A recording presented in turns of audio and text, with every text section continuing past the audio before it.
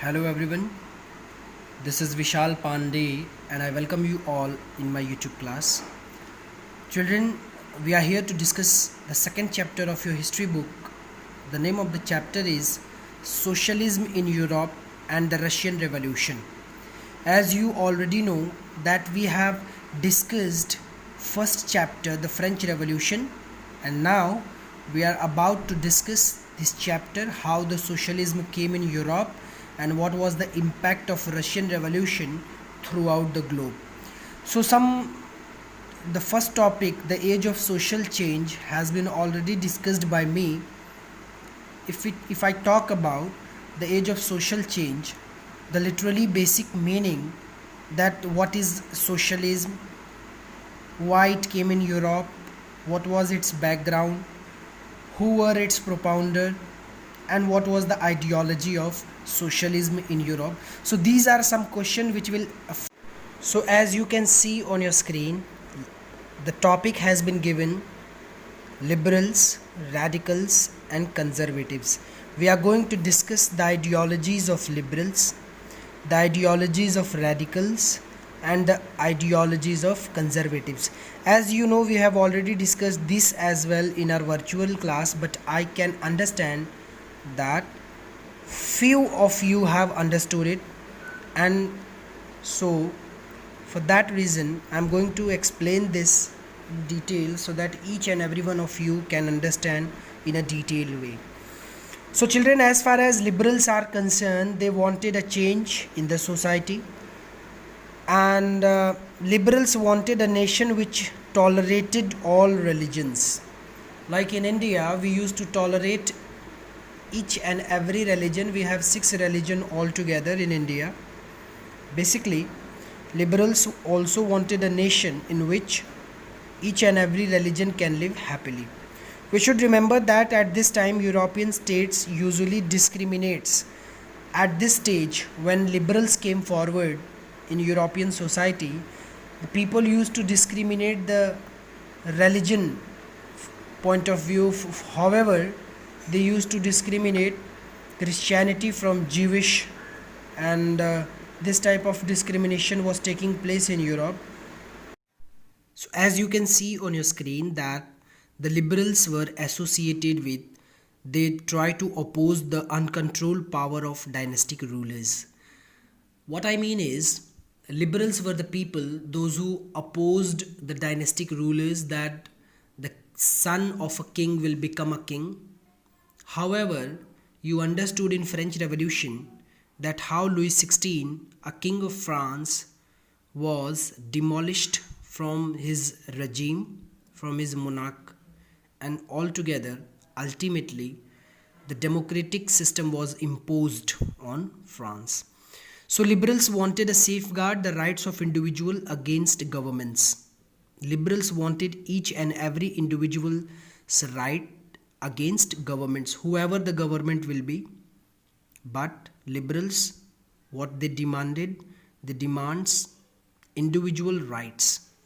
They argued for a representative elective parliamentary government subject of laws interpreted by a well-trained judiciary that was independent of rulers and officials.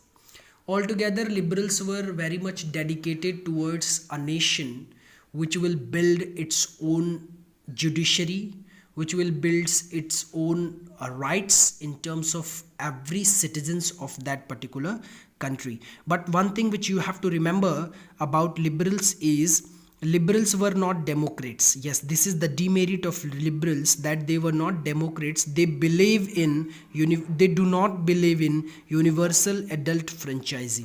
What is universal adult franchise? This is an institution, this is an ideology which refers to the right of every citizen to vote. What it means, universal adult franchise is the representative of every citizen's right of voting. But liberals do not believe that each and every citizen should participate in voting, because they feel that only men, not women, but only men, those who are having property, they should vote. So this was the demerit of liberals. on the other hand, radicals, they dislike the concentration of property in few hands.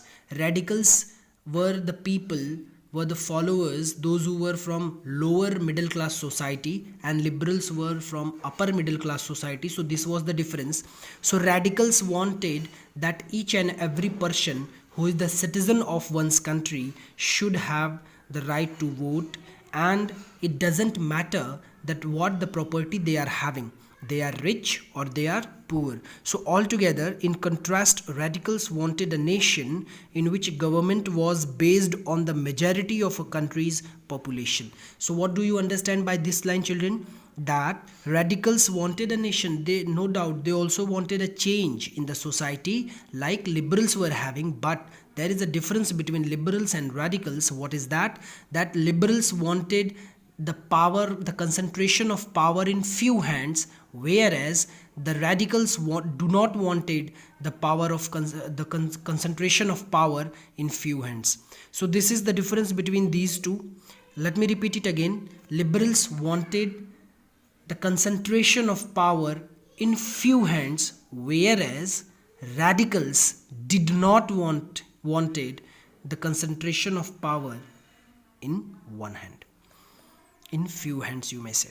So radicals also supported the suffragette movements, women's suffragette movements. What is this women's suffragette movement? It can be asked in 3 marks in your examination, that what do you understand by women's suffragette movements? Throw light and explain in detail about women's suffragette movements. So what is women's suffragette movement? Women's suffragette movement is associated with the right of women to vote. Okay, so it is altogether talking about the rights of women to vote. Under this movement, women were given some advantage of voting. Unlike liberals, they opposed the privileges of great landowners and wealthy factory owners. Radicals were from a lower middle class society. They belongs to poverty line, and for that they also revolted. They also opposed great landowners, जिसे हम जमींदार कहते हैं, and then wealthy factory owners, the people those who are having more money in the society. They were opposed by radicals. So altogether, liberals and radicals both wanted change in the society, but the path was different. Both the ways, both the working areas were different. Whereas conservatives were opposed to radicals and liberals. Conservatives were the people those who were opposing liberals as well as radicals. They were different in nature. What they want, they believe totally in, conservatism. What is conservatism? If you remember, in French Revolution, after the Treaty of Vienna, conservatism was imposed by 4 countries when Napoleon was defeated at Waterloo. Louis Philippe was again imposed. He was imposed on France, and Louis Philippe became king himself. And later on, the conservatism took place. The monarchy system was again reformed, and everything had happened. You have already gone through that. Similarly, the conservatives, people, those who were conservatives in nature, those who were mindset was that they will rule this world, they will rule this country because their great grandfather was ruling. So this type of mindset people were not able to accept liberals and radicals. They do not able to accept the change in the society, but ultimately they have to believe, because the reality is reality. So the conclusion of liberals, radicals and conservatives are such differing ideas about social change clashed during the social and political turmoil that followed the French Revolution. So altogether, this type of ideology came from French Revolution, became a reason for French Revolution, and this whole world got some new ideas from Europe, and each and every country implemented it in their own independence war. So this was the explanation of liberals, radicals and conservatives. In next coming videos, I am going to discuss the industrial society and social change, how social change came in Europe, socialism came in Europe, and then of course the biggest revolution, the Russian Revolution. We will discuss it. Watch this video as many times as you can. This will be very beneficial to you. So wait for the next coming videos. Take care. Bye bye.